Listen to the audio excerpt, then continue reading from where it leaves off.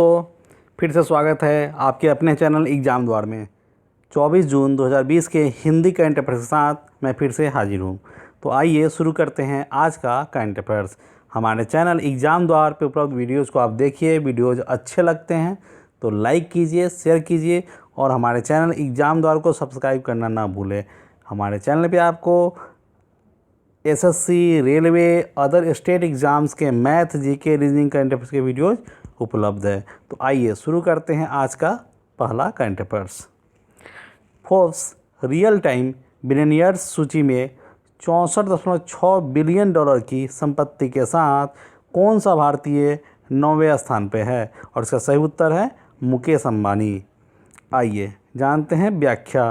Reliance industries के अध्यक्ष और प्रबंध निदेशक Mukesh Ambani Forbes real time billionaires list में दुनिया के 9वें नंबर सबसे अमीर अरबपति हैं। 64.6 बिलियन डॉलर की कुल संपत्ति के साथ वह गूगल के सह संस्थापकों लैरी पेज और सर्गेई ब्रिन से आगे हैं। बढ़ते हैं आज के दूसरे करंट अफेयर्स की तरफ। किस देश ने बांग्लादेश से निर्यात पर शुल्क में 97% की छूट प्रदान की है? और इसका सही उत्तर है चीन।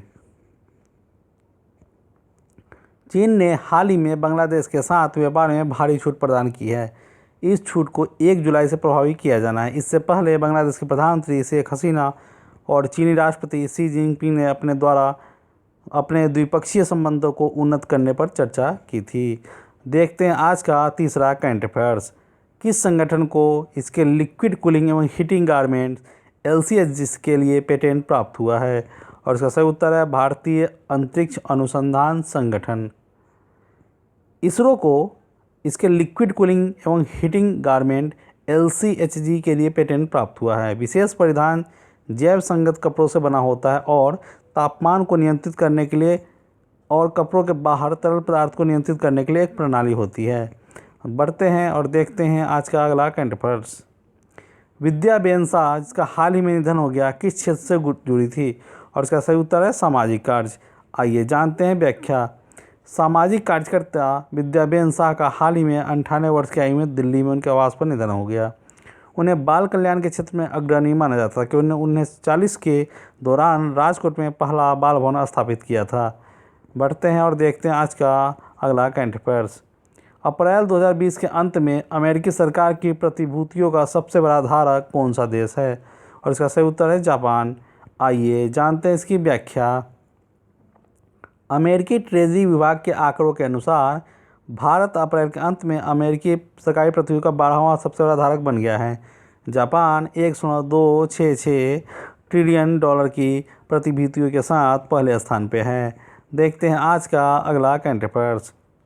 नवरक्षक क्या है, जिसे हाल ही में समाचारों में देखा गया था?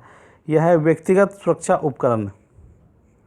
1 महीने के भीतर उपयोगकर्ता के लिए अनुकूल व्यक्तिगत सुरक्षा उपकरण PPE किट, जिसे नवरक्षक के नाम से जाना जाता है, भारतीय बाजार में उपलब्ध है उपलब्ध होने की उम्मीद है, क्योंकि भारतीय चिकित्सा अनुसंधान परिषद ICMR ने बड़े पैमाने पर उत्पादन के लिए इस सप्ताह के शुरू में इसकी मंजूरी दे दी है। कौन सा भारतीय स्टॉक एक्सचेंज 1.7 ट्रिलियन डॉलर के बाजार के पंजीकरण के साथ दुनिया का 10वां सबसे बड़ा एक्सचेंज बन गया है? और इसका सही उत्तर है बॉम्बे स्टॉक एक्सचेंज। भारत के पहले सूचीबद्ध stock exchange Bombay stock exchange ने अपने प्लेटफॉर्म पर सूचीबद्ध सभी कंपनियों के संचयी बाजार पंजीकरण के मामले में दुनिया के 10 सबसे बड़े एक्सचेंजों के बीच अपनी जगह बनाई है। बढ़ते हैं और देखते हैं आज का अगला current affairs. National institute of public finance एवं पॉलिसी NIPFP के अध्यक्ष के रूप में किसे चुना गया है? और इसका सही उत्तर है उर्जित पटेल। जानते हैं व्याख्या। भारतीय रिजर्व बैंक के पूर्व गवर्नर उर्जित पटेल को आर्थिक think tank national institute of public finance and policy के अध्यक्ष के रूप में नियुक्त किया गया है। बढ़ते हैं देखते हैं आज का अगला करंट अफेयर्स। भारत के प्रधानमंत्री द्वारा शुरू किए गए गरीब कल्याण रोजगार अभियान का कार्यकाल क्या है? और इसका सही उत्तर है 125 दिन।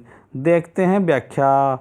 प्रधानमंत्री नरेंद्र मोदी ने कोविड-19 के कारण लगाए गए लॉकडाउन के दौरान घर लौटे लाखों प्रवासी कामगारों के लिए रोजगार के अवसर प्रदान करने के लिए 50,000 करोड़ रुपए के समर्पित कार्यक्रम गरीब कल्याण रोजगार अभियान की शुरुआत की है और इसकी शुरुआत बिहार से हुई है। देखते हैं आज का अगला करंट अफेयर्स। विश्व शरणार्थी दिवस 2020 का विषय क्या है? और इसका सही उत्तर है हर एक्शन मायने रखता है, एवरी एक्शन काउंट्स। देखते हैं इसकी व्याख्या।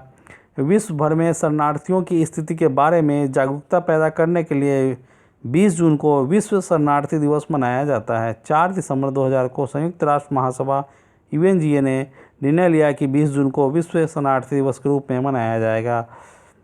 देखते हैं आज का 10वां करंट अफेयर्स। आर प्रज्ञानंद ने हाल ही में कौन सा खिताब अपने नाम किया है? और इसका सही उत्तर लंदन चेस क्लासिक खिताब। बढ़ते हैं आज के 11वें करंट अफेयर्स की तरफ।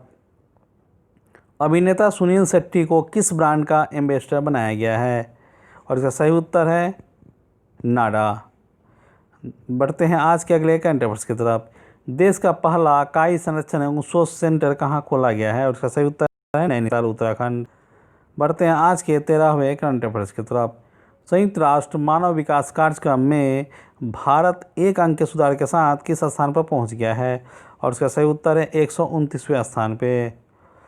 कौन दुनिया में सबसे कम उम्र में प्रधानमंत्री बनने वाली महिला बनी है? और इसका सही उत्तर है सना मारिन, फिनलैंड। 34 साल की उम्र में उन्होंने बना है। वाडा ने रूस को सभ्यता के खेल में भाग लेने से कितने साल के लिए प्रतिबंध लगा दिया है? और इसका सही उत्तर है 6 साल। देखते हैं आज का 16वां करंट अफेयर्स। किस भारतीय एथलीट को हाल ही में पेटा में शामिल किया गया है? और इसका सही उत्तर है दुती चंद। और इसी के साथ हमारा आज का करंट अफेयर्स यहीं ख़त्म होता है। हमारे चैनल पर उपलब्ध वीडियोज़ जिसमें रेलवे और SSC से संबंधित, अदर स्टेट एग्ज़ाम से संबंधित कई सारे वीडियोज़ है। मेनली वीडियोज़ मैथ के, TK मैथमेटिक्स के वीडियोज़ है, डेली करंट अफेयर्स है, GK है, लूसेंट का निचोड़ 1000 क्वेश्चन का सीरीज़ है। तो ये सारे वीडियोज़ आप देखिए और अगर वीडियो अच्छे लगे तो लाइक कीजिए, शेयर कीजिए और हमारे चैनल को सब्सक्राइब जरूर कीजिए। आज के लिए बस इतना ही। 25 जून 2020 को हम फिर से ताज़ा तरीन करंट अफेयर्स के साथ हाजिर होंगे। Good bye.